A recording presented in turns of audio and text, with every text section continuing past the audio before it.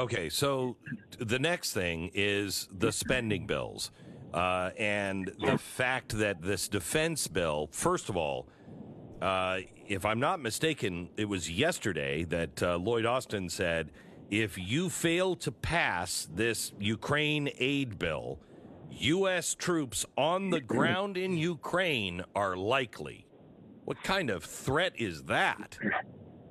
Yeah, so let's take them in order, right? You're talking about the supplemental spending bill at the moment, right? That includes on the Democrat side, right? Because the president put it forward. It has a massive amount of spending, over $100 billion, $60 billion additional funding for Ukraine.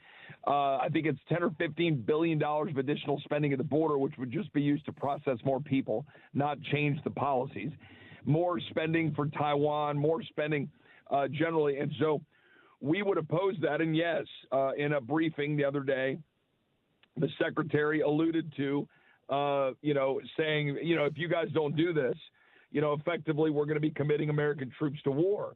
Now, if you're being less cynical, you'd say his position is that if we don't push back on Putin now, we'll get drawn into war that involves our men and women in uniform.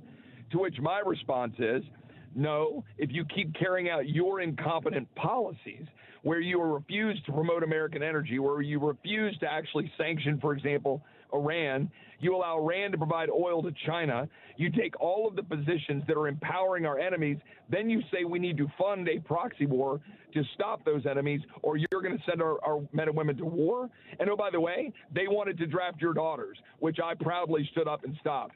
That's the truth of this administration. So we're going to stand up and stand athwart that, at least conservatives are. And I hope Mike Johnson will keep doing what he's been doing. I mean, I'm critical when I'm critical, but I'm complimentary when I'm complimentary.